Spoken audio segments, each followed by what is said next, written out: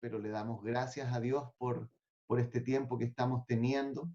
Y el día de hoy, con la ayuda del Señor, vamos a compartir la última parte de un tema que estábamos revisando los 2 domingos anteriores y que espero que sea de ayuda, de bendición y de edificación a nuestra vida, y que tiene que ver con este tema de ser hermanos que estén velando por otros. Creo yo que las 2 semanas anteriores nos hemos podido dar cuenta cómo la Escritura habla acerca de este tema. Y de alguna manera u otra, muchas veces nosotros hemos pensado, creído, que el deber de velar por otros tiene que ver con algunos, los líderes, pero nos hemos dado cuenta que la palabra de Dios nos da otro enfoque, nos da otra idea de cómo esto tiene que ser. Y es por eso que en la primera sesión, y ahora vamos a hacer una especie de resumen solamente, hablamos acerca de velando por los demás y veíamos 3 tipos o maneras de pensar esto, que uno es el que vela por todos, un líder superdotado que ejerce la obra del ministerio. En segundo lugar, de unos pocos que velan por todos, un grupo de líderes ejercen la obra del ministerio. Y en tercer lugar, todos velan por todos. Toda la congregación ejerce la obra del ministerio. Y nos dimos cuenta a través de la Escritura que es esta tercera manera de ver el tema del cuidado espiritual, que es lo que la Biblia nos señala. También decíamos la semana pasada que en esto hay riesgo, como en todo trabajo y servicio espiritual. Señalamos 2 cosas. En primer lugar, que el hermano por el cual se está velando exija un cuidado espiritual o se vuelva dependiente. A veces hay personas que se vuelven dependientes de otros, de las llamadas del otro, de las atenciones del otro, del cuidado de otros. Y hermano, eso no puede ser, no debiese ser así. Por lo tanto, esa es una primera advertencia. En segundo lugar, una advertencia para el hermano que está velando, porque puede llegar a sentir esto como una carga pesada. Pensar algo como, yo soy responsable por la vida espiritual de otro. No solamente verlo como un servicio al Señor que produce gozo, sino que verlo como una carga pesada que es estar velando y pensando en la vida de otro. Por eso colocamos este texto de la Escritura que dice, de manera que cada uno de nosotros dará a Dios cuenta de sí. Este es un buen versículo porque significa que nuestra responsabilidad primera y primaria delante de Dios en nuestra vida, y en segundo lugar, nos ayuda porque nadie puede pensar que las decisiones que toma, las acciones que realiza, tienen que ver con lo que otros han hecho o han dejado de hacer. Somos nosotros responsables delante del Señor acerca de nuestra vida espiritual. ¿Sí? Y entonces, la vida espiritual del creyente se basa en su relación con Dios. Eso es lo que hace nuestra vida espiritual. Nosotros dependemos del Señor y es en Él en el que nosotros tenemos que confiar y depositar todas nuestras cargas, todas nuestras aflicciones. En Él es el quien tenemos que descansar entonces, hermanos. Y bueno, le damos gracias a Dios por este tiempo que estamos teniendo entonces. Y vamos a continuar. Les recuerdo a todos tratar de apagar sus micrófonos para no tener, digamos, ruidos, porque ahí al parecer alguien tiene aún su micrófono encendido, ¿ya? La semana pasada también vimos este pasaje de Colosenses, capítulo 3, versículos 14 al 16. Ahí veíamos 3 principios que aparecen en la palabra de Dios respecto a características que debo tener para velar por otros.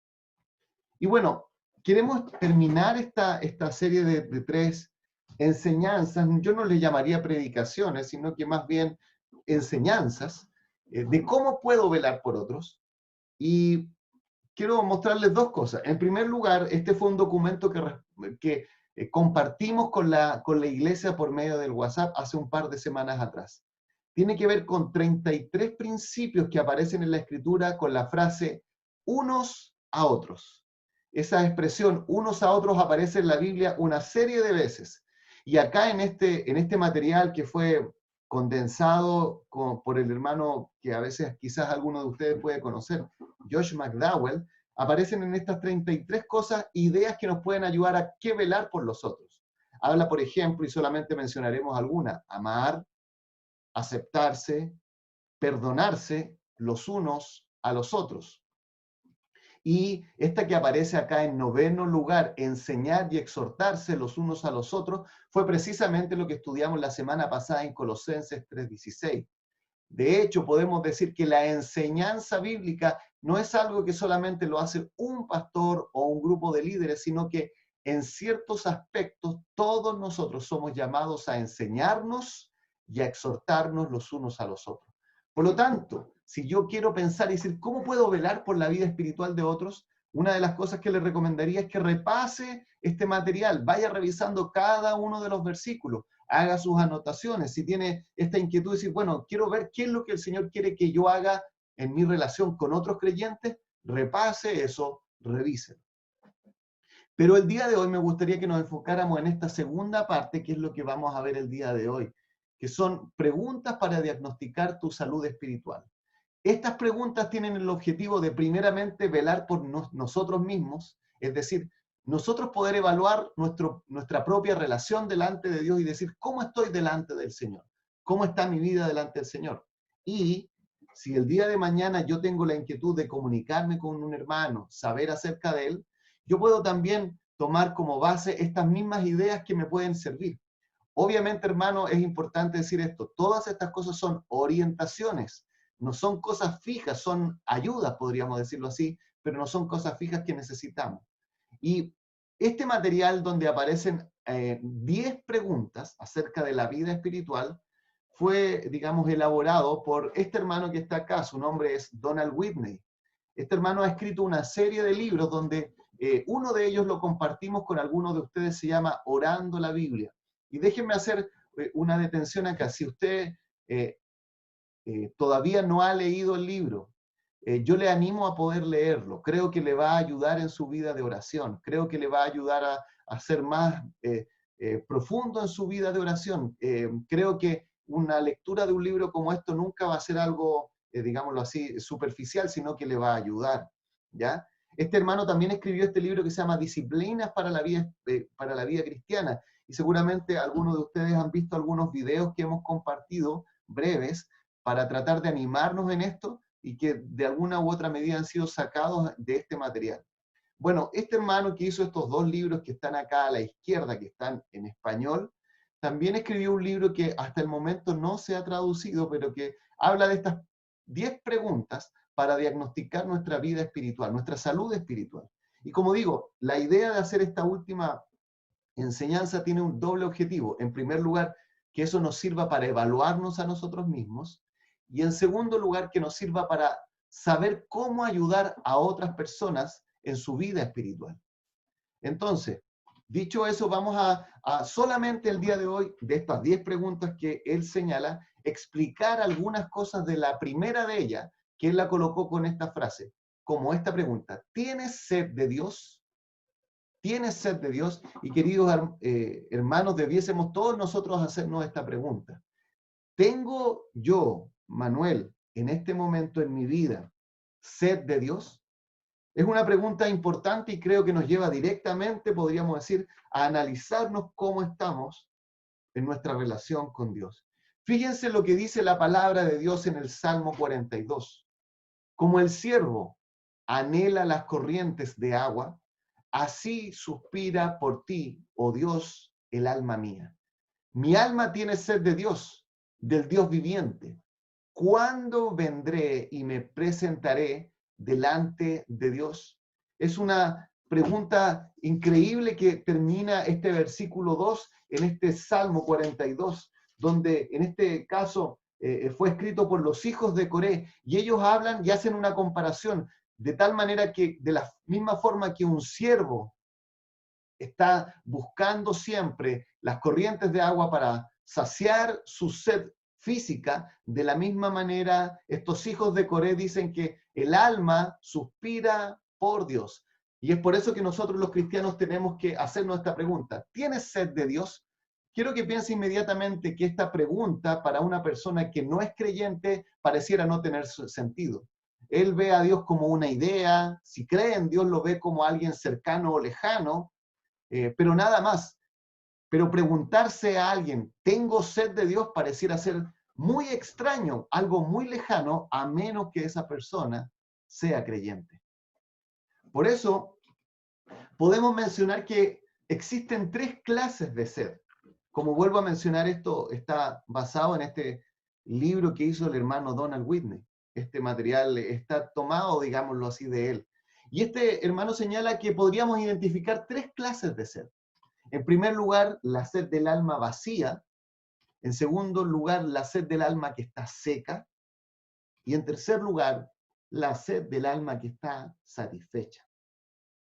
Y vamos a tratar de abordar estas tres cosas, porque esto nos va a ayudar en nuestras conversaciones y relaciones con personas que no son cristianos o con aquellos que son cristianos, pero que están quizás viviendo distintos momentos en su vida, en su relación con Dios. El alma vacía, el alma seca, el alma satisfecha.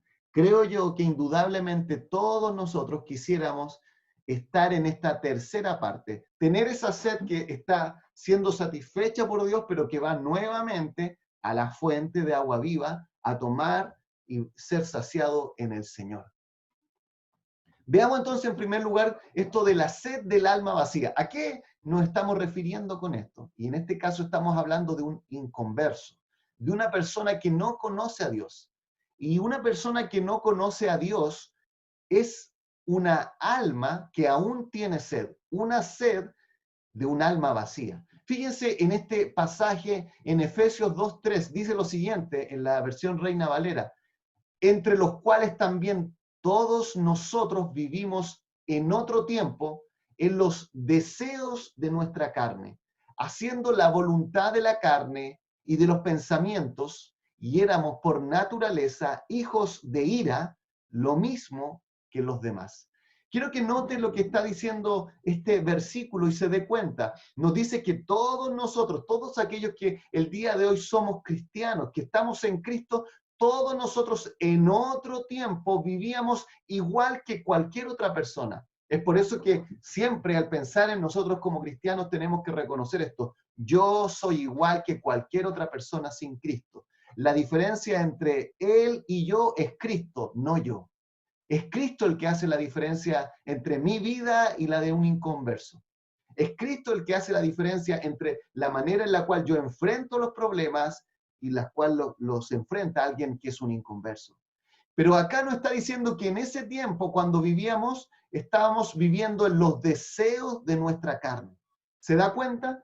Hay deseos continuos que el ser humano necesita saciar, sea cristiano o no. Y sabemos que hay deseos que son naturales, la sed física, el hambre, el descanso, etcétera, etcétera. Pero claramente el apóstol Pablo no se refiere a esos deseos cuando habla de nuestra carne. Él está hablando de la voluntad de la carne, es decir, que nosotros íbamos a buscar ser saciados de nuestra sed espiritual en lugares donde nuestra sed no iba a poder ser saciada. Deseábamos cosas. Hermanos, quiero que piensen lo que ha sucedido durante este tiempo de pandemia. Si usted leyó o vio lo que decían algunos expertos a principios del mes de abril, ellos decían que esto iba a producir un gran cambio en la humanidad, que digámoslo así, íbamos a enfrentarnos casi a una nueva era donde el ser humano iba a dar un salto en su, podríamos decir, una evolución moral a convertirse en un ser humano mejor.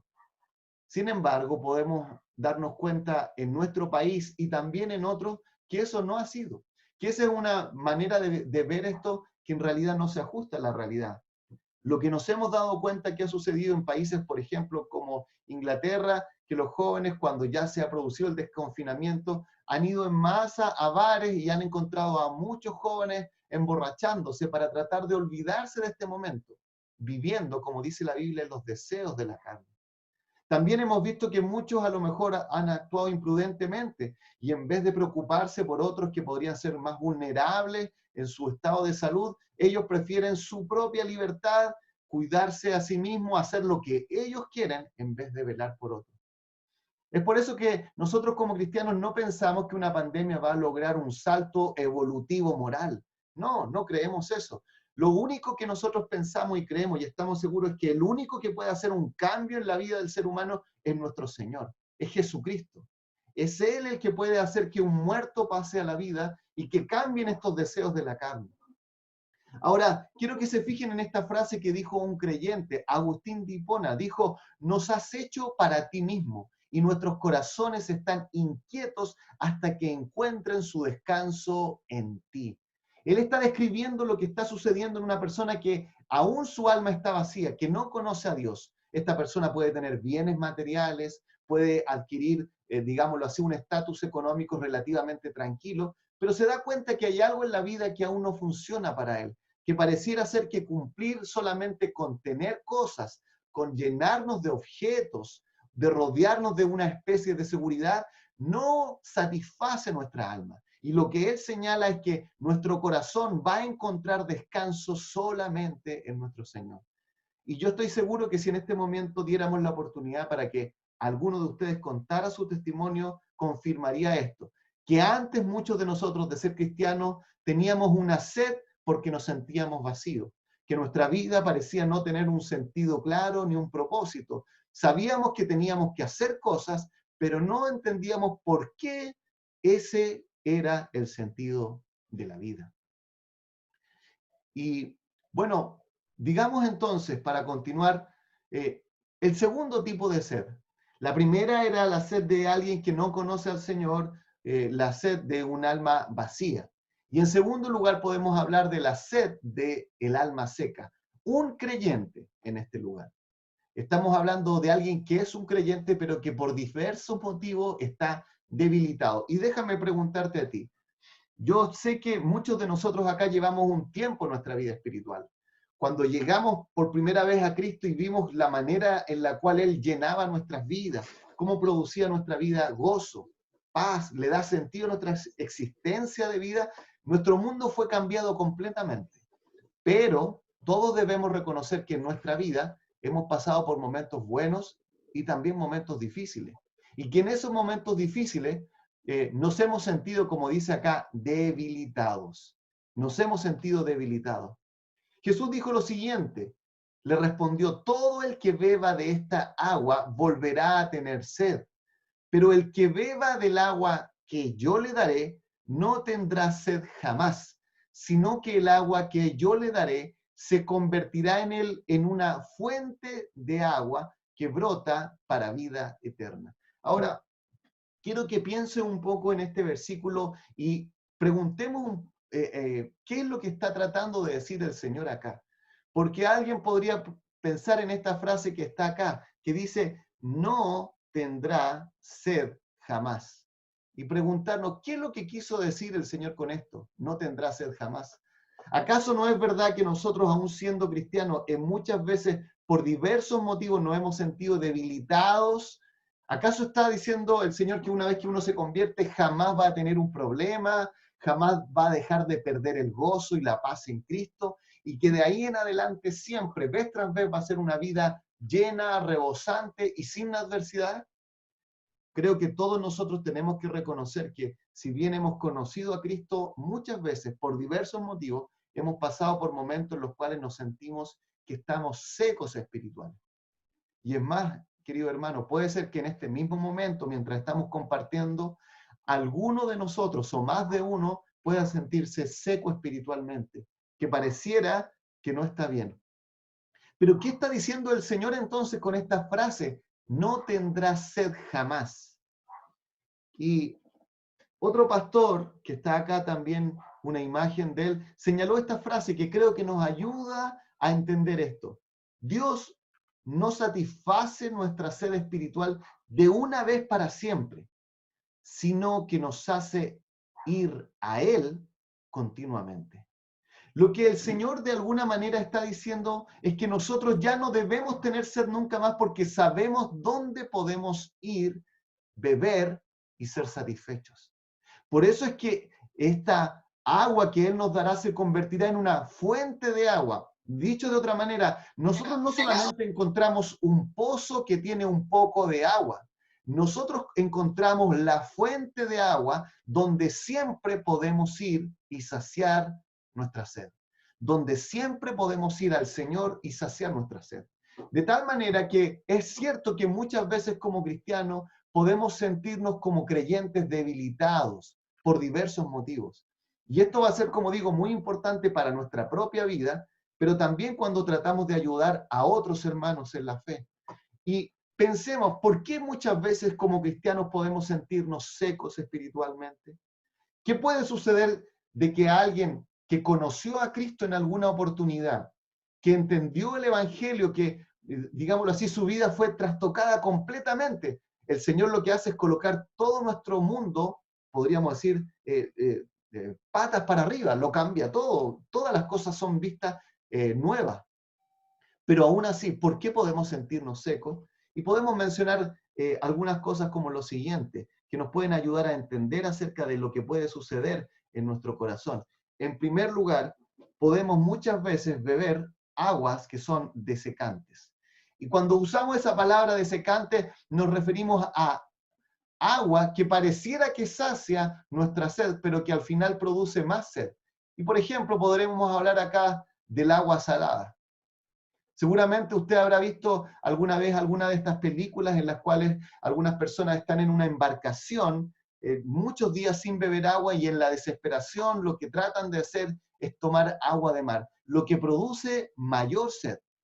En vez de saciar la sed, finalmente tomar esta agua salada produce más sed. Y muchas veces quizás nosotros estamos lidiando con algún pecado particular, con alguna situación negativa en nuestra vida, nos damos cuenta de cosas que están mal en nosotros o cosas que otros hacen que nos producen problemas y dificultades y son como aguas desecantes, como aguas saladas que nos van secando espiritualmente de tal manera que nos sentimos que estamos en el desierto sin la provisión de Dios.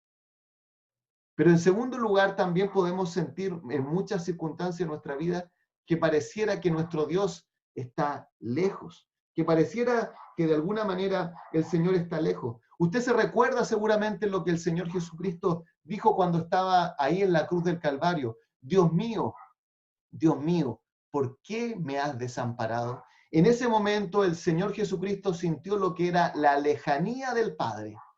Su alma en ese momento parecía estar lejos del Señor. Pero esto no es solamente una experiencia que le sucedió a nuestro Señor Jesucristo, sino que si usted va y puede buscar esa cita que está ahí en el Salmo 143 y darse cuenta lo que acá está diciendo este hombre. En el Salmo 143, versículos 6 y 7, así dice David, dice, extendí mis manos a ti, mi alma a ti como la tierra sedienta. Respóndeme pronto, oh Jehová, porque desmaya mi espíritu. No escondas de mí tu rostro, no venga yo a ser semejante a los que descienden a la sepultura. En esta ocasión, en esta parte que se nos está describiendo acá, David sintió que Dios pareciera estar lejano. Pero hermano, sabemos que Dios está presente en todo lugar, pero muchas veces nosotros sentimos, percibimos que estuviera lejos. Y quiero decir esto, no es que Dios esté lejos, no es que Dios ya no esté interesado en mi vida, sino que yo siento que Dios está lejos. No sentimos quizás la paz que Cristo da, que dice que sobrepasa todo entendimiento. Pareciera ser que el gozo que el Señor describió como un regalo maravilloso que nos iba a dar, nosotros ya lo miráramos en pasado. Y quiero preguntarte, querido hermano, ¿te has sentido así alguna vez en tu vida espiritual? Yo quisiera señalar que en mi vida espiritual, antes de conocer a Cristo, comprobé en mi propia vida lo que era la sed del alma que está, en este caso, seca, que no tiene al Señor. Y también he comprobado en mi vida muchas veces esta sed que se produce en el caso de un alma que está seca del Señor. Recuerdo que yo me bauticé cuando llevaba unos 6 meses de conocer a Cristo. Fue un momento muy maravilloso mi bautismo. Tenía mucha alegría de poder identificarme con Cristo en su muerte, sepultura y resurrección. Y ese día del bautismo fue un tiempo maravilloso. Eso fue en noviembre y fue el 1 de noviembre. Y todo lo que sucedió después del mes de noviembre, diciembre, enero, fue que yo no sentía la misma alegría y el mismo gozo que los primeros 6 meses anteriores. ¿Te ha pasado algo así? Que has tenido tiempos en los cuales tienes mucho gozo, ganas de estar con el Señor, pero en otros momentos te sientes seco espiritualmente. Esos meses fueron muy duros para mí, porque yo no entendía lo que estaba pasando. No había llegado y leído pasajes como estos, y no entendía qué es lo que estaba sucediendo.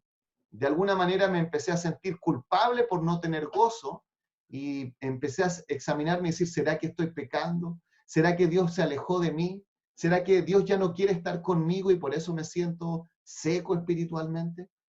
Mi querido hermano, muchas veces Dios en su plan pareciera estar lejos para que nosotros nos diéramos cuenta de nuestra necesidad mayor de Él y quisiéramos anhelarle y buscarle más aún. De tal manera que muchas veces podemos beber aguas malas, aguas insalubres, cuando le damos atención al pecado y dejamos que eso domine nuestro corazón. Pero en otras ocasiones simplemente pareciera que nuestra sensación es de que Dios está lejos. Y en tercer lugar, muchas veces puede suceder que estemos cansados física o mentalmente. Hay muchos de ustedes que están batallando con la enfermedad en sus propias casas, en su propia vida o en la vida de su familia. Y obviamente que eso afecta a nuestra alma. Nos sentimos más secos. Si estamos viviendo algún problema de salud, si estamos viviendo problemas económicos, si nuestra mente está día tras día enfrentando una adversidad y que no tiene solución, donde a lo mejor en la noche de pronto despertamos y nuestra mente no para de trabajar y no tenemos respuesta frente a nuestro problema, nos sentimos fatigados mental o físicamente, de tal manera que eso también puede hacer que nuestra alma se sienta seca. Cualquiera de estas puede ser una razón para que un cristiano que un día comprobó una vida de gozo y paz se sienta seco espiritualmente. Y en tercer lugar, la sed del alma que está satisfecha es el creyente que en este caso quiere más de Dios.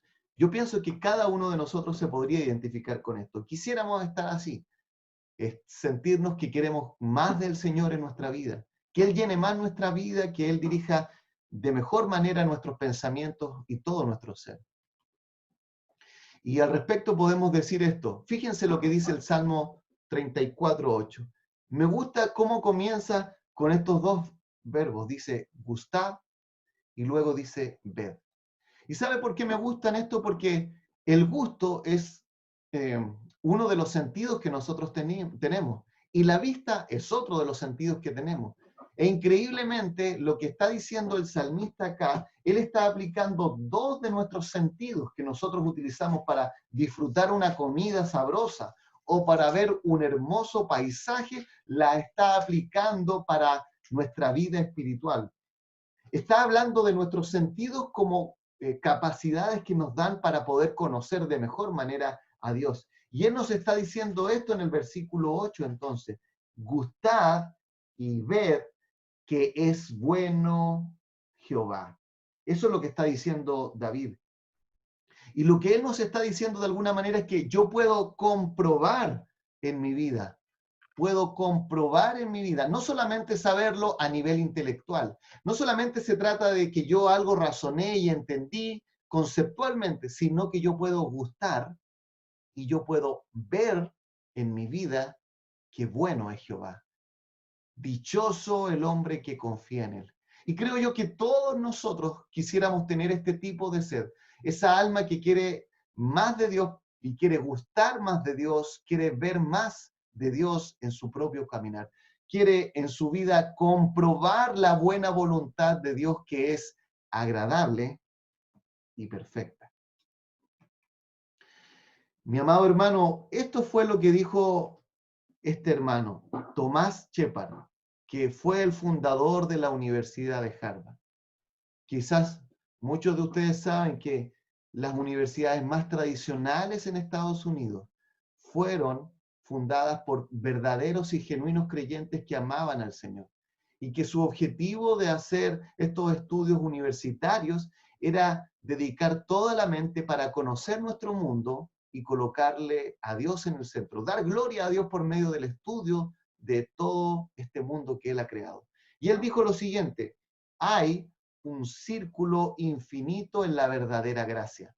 Un hombre sediento recibe y recibe sed por más.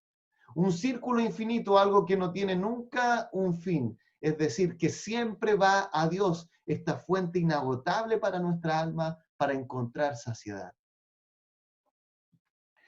De tal manera que lo que hemos dicho ahora nos muestra que existen tres tipos de sed espiritual. La sed de alguien que no conoce a Cristo. Y de tal manera que nosotros podemos ser de ayuda a ellos, mostrándoles dónde saciar su sed, diciéndoles, tu sed se puede saciar solamente en Dios por medio de Jesucristo. En segundo lugar, muchas veces nos vamos a encontrar nosotros mismos y otros cristianos que se encuentran en un periodo de aridez espiritual. Pueden ser porque le han dado mucha atención a cierto pecado y cada vez que nosotros dejamos que el pecado nos domine, nuestra alma se seca. O a lo mejor sentimos que Dios pareciera estar lejano. O, como señalamos, estamos pasando por muchas diversidades de problemas en el trabajo, en nuestra salud, que sentimos un agotamiento físico y emocional. Pero la pregunta que podríamos llegar ahora es, ¿cómo podríamos saciar entonces la sed espiritual? Y podríamos decir esto, medita la Biblia, medita la Biblia. Fíjense lo que dice el salmista, en tus mandamientos meditaré, consideraré tus caminos, me regocijaré en tus estatutos, no me olvidaré de tus palabras. No sé si se da cuenta lo que está diciendo él. Él está diciendo, este salmista está hablando entonces de su necesidad de Dios y está diciendo, en tus mandamientos meditaré. En ellos yo quiero meditar. Consideraré tus caminos, me regocijaré en tus estatutos. No me olvidaré de tus palabras. De tal manera que en primer lugar lo que nosotros podemos y debemos decir es que si yo quiero saciar mi sed espiritual, si quizás mi vida en este momento está pasando por un periodo de sequedad, yo debo tratar de meditar la Biblia. Ahora, hermano, quiero explicar esto un poquito más en detalle solamente. Como cristianos, muchas veces nuestra vida espiritual es un poco seca porque no somos hábiles en saber cómo ejercitarnos con la palabra. Y quiero ser muy claro en esto. Si yo lo único que hago es leer la Biblia, es muy probable que experimente periodos de sequedad espiritual prolongados.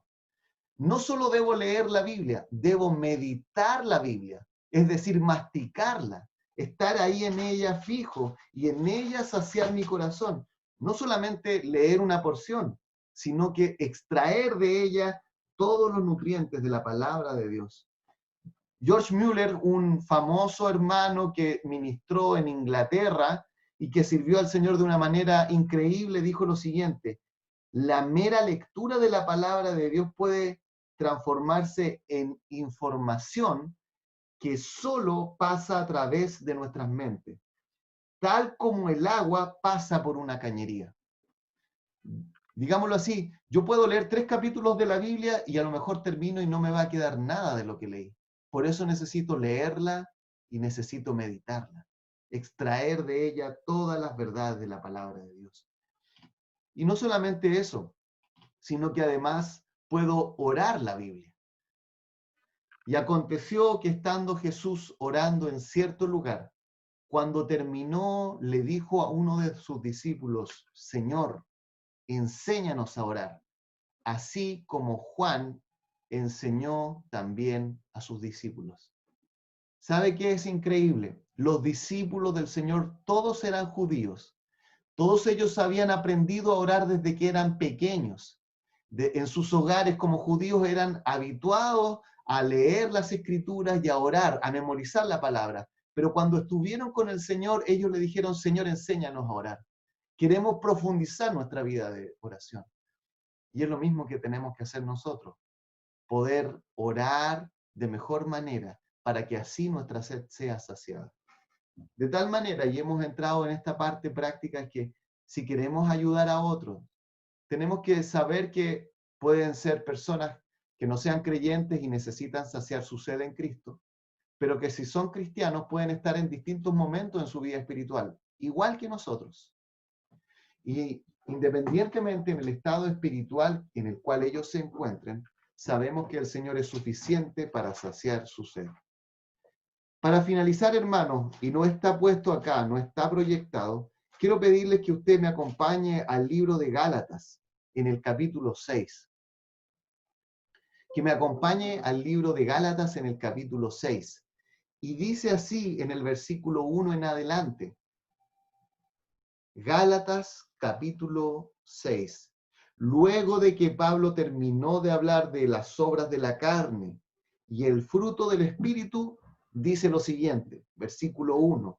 Hermanos, si alguno fuere sorprendido en alguna falta, vosotros que sois espirituales, restauradle con espíritu de mansedumbre, considerándote a ti mismo, no sea que tú también seas tentado.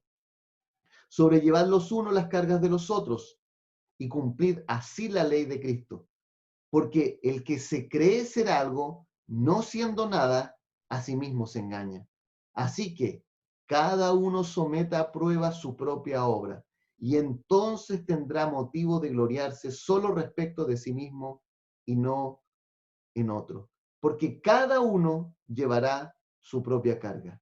El que es enseñado en la palabra, haga partícipe de toda cosa buena al que lo instruye. Hermano, que el Señor nos permita eso, restaurar a los demás si los vemos debilitados. Como una vez dijo un pastor, el único ejército que les da el tiro de gracia a sus propios soldados es el ejército cristiano. Ven a alguien caído, ¡pum! Y le dan a veces el disparo para decirnos, aquí llegó. Bueno, esperemos en el Señor que nosotros no seamos de eso, sino que seamos de aquellos que están dispuestos a restaurar, considerándonos a nosotros mismos, no sea que nosotros seamos tentados. Padre, gracias te damos a esta hora por lo que tu palabra nos dice. Quiero pedirte porque quizás alguno de los que estamos acá está pasando por un periodo de sequedad espiritual. A lo mejor siente que tú estás lejano, Señor, que el Dios omnipotente y omnipresente pareciera que no está ya en su vida, no está en su hogar y que le ha dado una vuelta a su cara. Pero como alguien mencionó una vez, Señor, el sol aún es real, incluso cuando las nubes no lo dejan ver. Y cuando las nubes de nuestros problemas no dejan ver tu glorioso rostro, Señor, tú sigues siendo real. Y queremos pedirte por aquellos que estén debilitados en medio nuestro, para que tú les fortalezcas. Y enséñanos a todos nosotros a animarnos y a estimularnos a las buenas obras, como dice Hebreos, para que de esa manera podamos engrandecer tu nombre. Gracias, Señor. Gracias en el nombre de Jesús. Amén.